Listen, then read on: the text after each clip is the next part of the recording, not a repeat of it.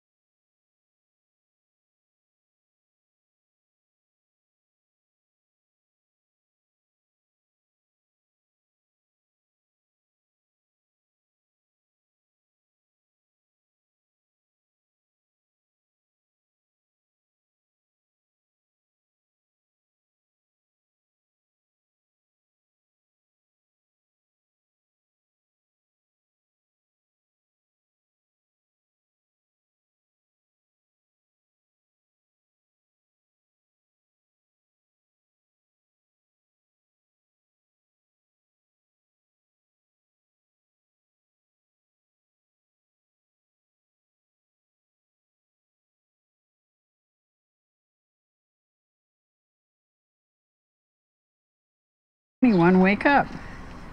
They were all sleeping because the Lord had put them into a deep sleep.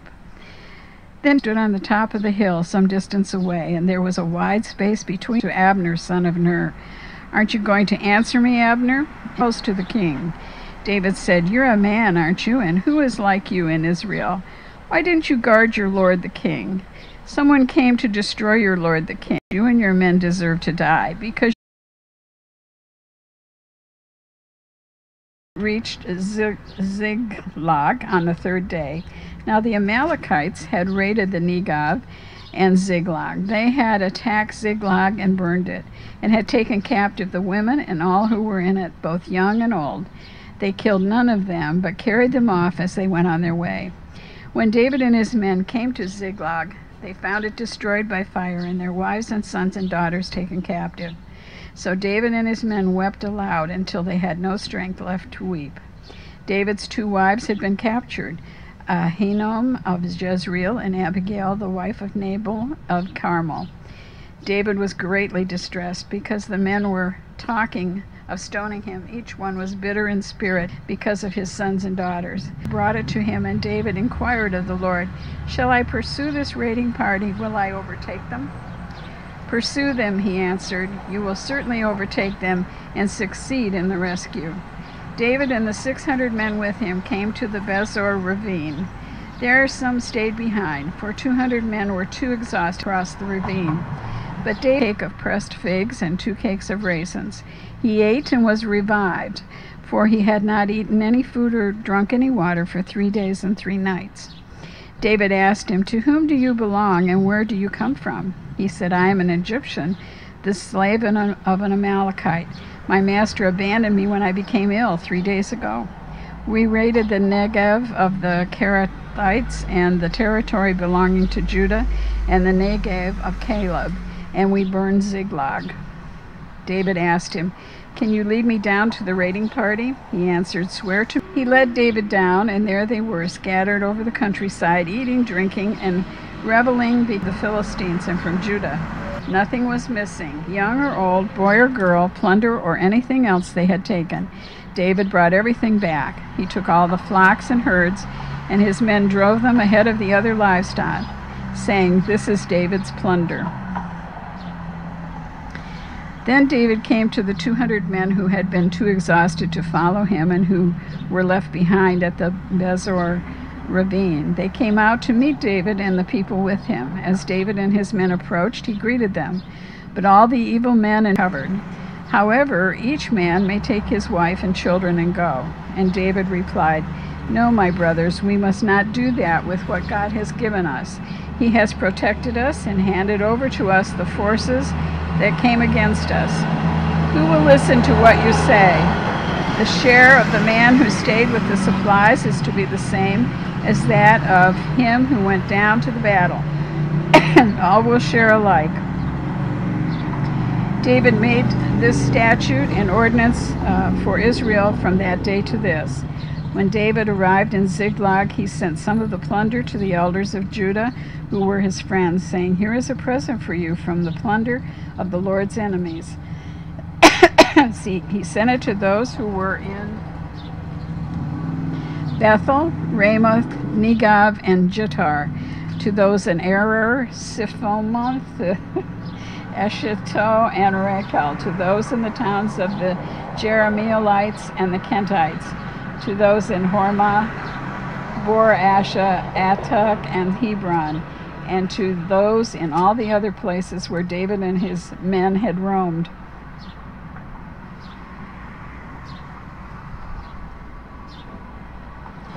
Now the Philistines fought against Israel. The Israelites fled before them, and many fell slain on Mount Gilboa.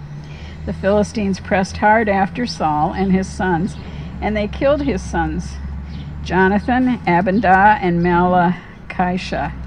The fighting grew fierce around Saul, and when the archers overtook him, they wounded him critically. Saul said to his armor-bearer, "Draw your sword and run me through, or these uncircumcised fellows will come and run me through and abuse me." When the armor-bearer saw the sons had died, the next day, when the Philistines came to strip the dead, they found Saul and his 3 sons fallen on Mount Gilboa. They cut off his head and stripped off his armor, and they sent armor in the temple of the Ashshan. When the people of Bethshan lied, so I stood over, took hold of their clothes, and tore them for the army of the Lord in the house of Israel, because they had fallen by the sword. David said to the young man who brought him the report, "Where are you from?" "I am the son of an alien," said an Amalekite, he answered. And David asked him, "Why were you not afraid to lift your hand to destroy the Lord's anointed?" Then David called one of his men and said, "Go, strike him down." So he struck him down, and he died. For David had said to him, "Your blood be on your own head. Your own mouth testifies against you when you said, 'I killed the Lord's anointed.'" David's lament for Saul and Jonathan. David took up this lament concerning Saul and his son Jonathan, and ordered that the men of Judah be taught this lament of the bow. It is written in the book of Jashar. "Your glory, O Israel, lies slain on your heights. How the mighty have fallen. Tell it not. There the shield of the mighty was defiled, the shield of Saul, no longer rubbed with oil. From the blood of the slain, from the flesh of they were not parted. Jonathan, my brother, you were. In the course of time, David inquired of the Lord, "Shall I go up to one of the towns of Judah?" he asked, and the Lord said, "Go up." And David asked, "Where shall I go?" "To Hebron," the Lord answered. So David went up there with his 2 wives, Ahinoam of Jezreel and Abigail, the widow of Nabal, by burying him. May the Lord now show your kindness and faithfulness, and I too will show you the same favor, because you have done this. Now then, be strong and brave, for Saul your master is dead, and the commander of Saul's army had made him king. He was 40 years old when he became king over Israel, and he reigned 2 years. The house of Judah, however, followed with the men of Ishboth, son of Saul, left Mahanaim and went to Gibeon. Joab, son of Jeruah, and David's men went out and met them at the pool of Gibeon. One group sat down on one side of the pool and one group on the other side. Then Abner said to Joab, "Let's have some of the young men get up and fight hand to hand in front of us." "All right, let them do that." "Do it," Joab said. So they stood up and were counted off, 12 men for Benjamin and Ishboth, son of Saul, and 12 for David. Then each man grabbed his opponent by the head and thrust his dagger into his opponent's side. And they fell down together, so that place in Gibeon was called Helkath Hazarim. The battle that day was very fierce, and Abner and the men of Israel were defeated by David's men. The 3 sons of Jeruah were there, Joab, Abishai, and Ashhel. Now Ashhel was as fleet-footed as a wild gazelle. He chased Abner, turning neither to the right nor to the left as he pursued him. Abner looked behind him and asked, "Is that you, Ashhel?" "It is," he answered. Then Abner said to him, "Turn aside to the right or to the left, take on one of the young men and strip him of his weapons." But Ashhel would not stop chasing him. Again Abner warned Ashhel, "Stop chasing me. Why should I strike you down? How could I look your brother Joab in the face?" But Ashhel refused to give up the pursuit. So Abner thrust the butt of his spear into Ashhel's stomach, and the spear came out through his back. He fell there and died on the spot, and every man stopped when it came to the place where Ashhel had fallen, the way to the wasteland of Gibeon. Then the men of Benjamin rallied behind Abner. They formed themselves into a group and took their stand on top of a hill. Ab answered, "As surely as God lives."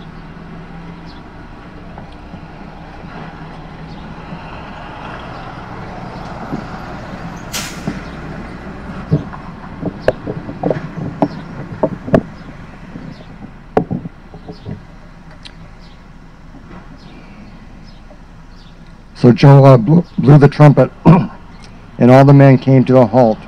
They no longer pursued Israel, nor did they fight any more. All that night Abner and his men marched through the Arabah and crossed the Jordan, continuing through the whole Bithron, and came to Mahanaim. And Joab returned from pursuing Abner and assembled all his men. Besides Ashhel, 19 of David's men were found missing, but David's men were killed 360 Benjamites who were with Abner. They took Ashhel and buried him in the father's tomb in Bethlehem. Then Jobab and his men marched all night and arrived at Hebron by daybreak. The war between the house of Saul and the house of David lasted a long time. David grew stronger and stronger, while the house of Saul grew weaker and weaker. Sons were born to David in Hebron. His first son was Amnon, the son of Amnon of Jezreel. His second, Kilbiel, the son of Abigail, the widow of Nabal of Carmel. The third, Absalom, the son of Maacah, daughter of Talmi, king of Geshur. The fourth, Adijah, the son of Haggith. The fifth, Zephaniah, the son of Abiathar. And the sixth, Erim, the son of David's wife, Eglah. These were born to David in Hebron. During the war between the house of Saul and the house of David, Abner had been strengthened in his own position in the house of Saul. Now Saul had a concubine named Rizpah, daughter of Aiah. And Isha-Basha said to Abner, "Why do you sleep with my father's concubine?" Abner was very angry because of what Isha-Basha said, and he answered, "I am a dog's head on Judah's side. This very day I am loyal to the house of your father, Saul, and his family and friends. I haven't handed you over to David, yet now you accuse me of an offense involved with this woman. May God deal with Amber, be it even so severely. If I do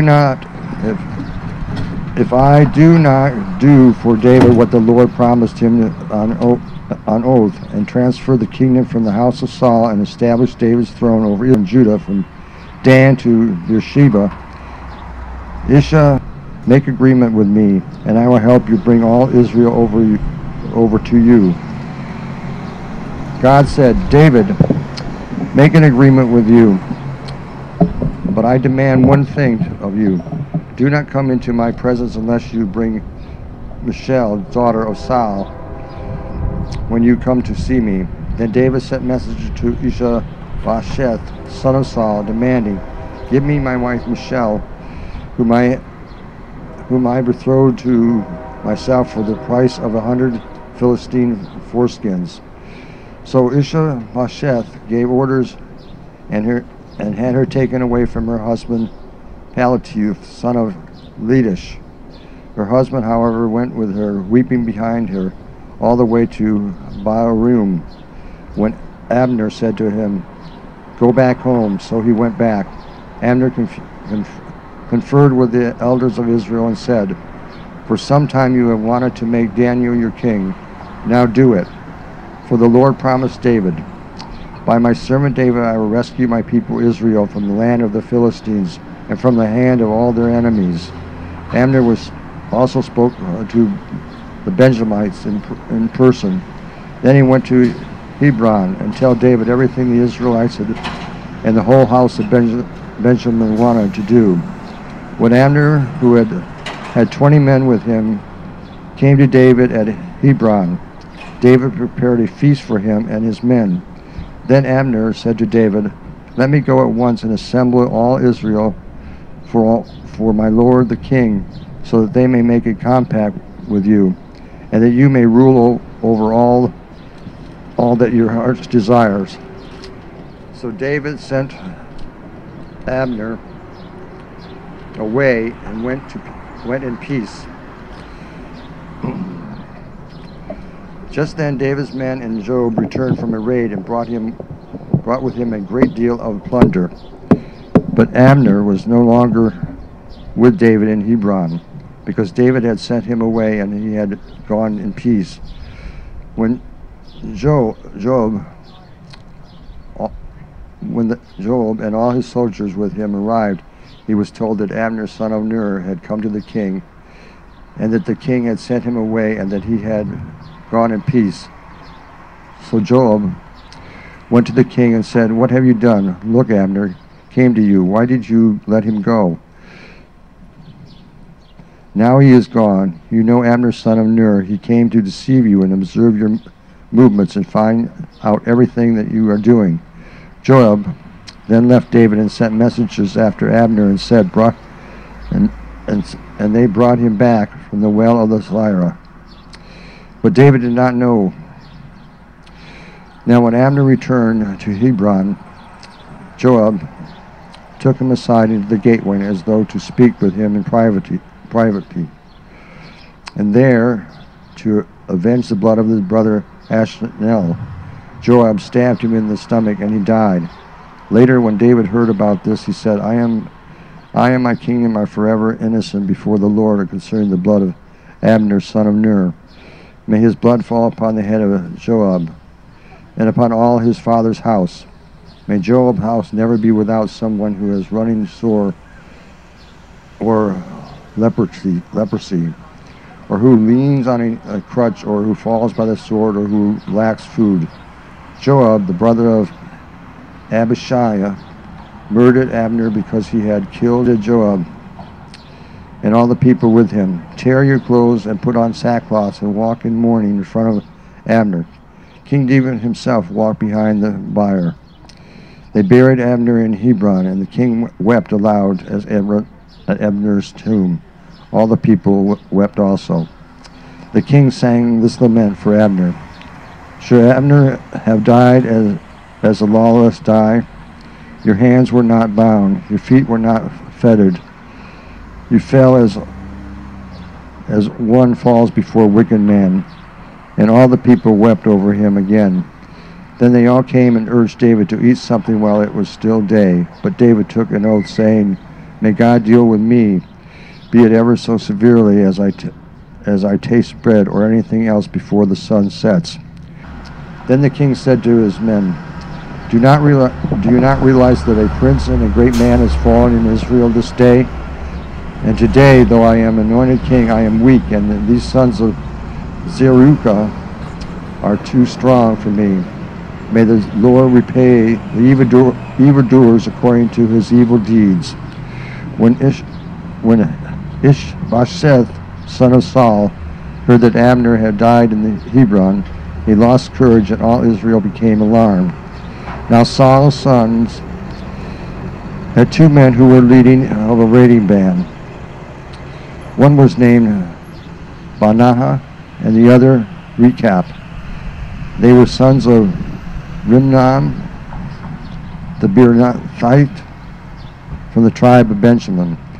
Beeroth is considered part of Benjamin because the people of Beeroth fled to Gittaim and have lived there as aliens to this day. Jonathan, son of Saul, had a son who was lame in both feet. He was 5 years old when the news about Saul and Jonathan came from Zerito. His nurse picked him up and fled, but as she hurried to leave, he fell and became crippled. His name was Mephibosheth. But Rechab and Baal, the sons of Rimmon, the Beerothite, out of the house of Ishbosheth, and they arrived there in the heat of the day while he was taking his noonday rest. They went into the inner parts of the house as if to get some wheat, and they stabbed him in the stomach.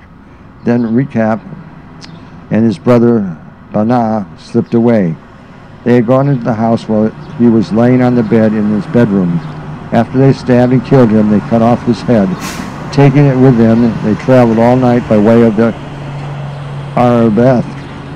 They brought the head to the Ishbosheth to David at Hebron, and said to the king, Here is the head of Ishbosheth, son of Saul, your enemy, who tried to take your life. This day the Lord has avenged my lord the king against Saul and his offsprings. David answered Rechab and said, his brother Baanah, the son of Rimmon, the Beerothite, As surely as the Lord lives, who has delivered me out of all troubles, when a man told me, Saul is dead, and though he was bringing good news, thought he was bringing news, I seized him and put him to death in Ziklag. That will not now demand his blood from your hands and rid the earth of you. So David gave an order to his men, and they killed them. They cut off their hands and feet and hung the bodies on the pool in Hebron. But they took the head of Ishbosheth and buried it in Abner's tomb in Hebron. All the tribe of Israel came to David at Hebron and said, We are your own flesh and blood. In the past, while Saul was king over us, you were the one who led Israel on this military campaign to you. You would shepherd my people Israel, them at Hebron before the Lord, and they anointed David king over Israel. David was 30 years old when he became king, and he reigned 40 years. In Hebron he reigned over Judah 7 years and 6 months, and in Jerusalem he reigned over all of Israel and Judah 33 years. The king and his men marched to Jerusalem and attacked the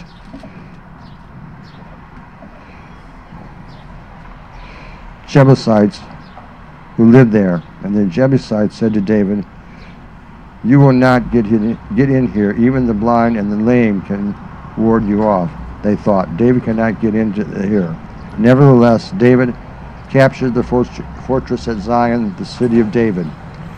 On that day, David said, "Anyone who conquers the Jebusites will have to use the water shaft to reach those lame and blind who are David's enemies.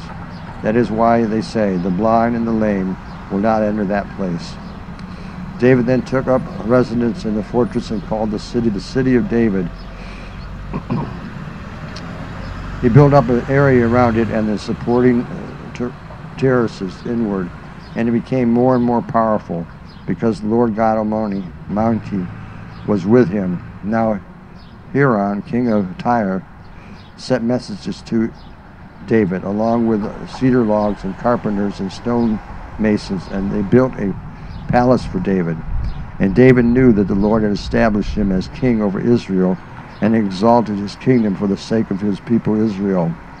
After he left Hebron, David took more concubines and wives in Jerusalem, and some sons and daughters were born to him. These are the names of the children born to him there: Shammah, Shabah, Nathan, Solomon, Ihart,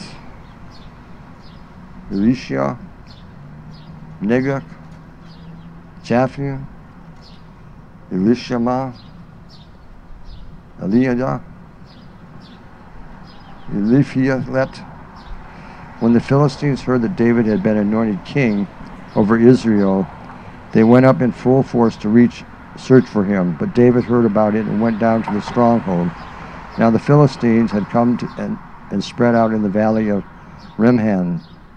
So David inquired of the Lord, "Shall I go and attack the Philistines? Will you hand them over to me?" The Lord answered him, "Go, for I have surely handed the Philistines over to you." So David went to Baal-Perazim, and there he defeated them. He said, "As water breaks out, the Lord has broken out against my enemies before me." So that place was called Baal-Perazim. The Philistines abandoned their idols there, and David and his men carried them off. Once more the Philistines came up and spread out in the valley of Rephaim. So David inquired of the Lord, and he answered, "Do not go straight up, but circle around behind them and attack them in front of the balsam trees." As soon as he heard the sound of the marching of the troops of the balsam tree, move quickly, because that will mean that the Lord has gone out in front of you to strike the Philistines' army. So David did as the Lord commanded him, and he struck down the Philistines all the way from Gibeon to Gezer. David again brought together out of Israel chosen men, 30,000 in all. He and all his men set out for Bahala of Judah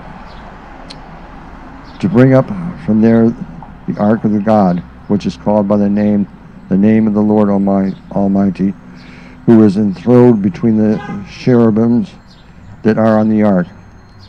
They set the ark of God on a new cart and brought it from the house of Abinadab, which was on the hill.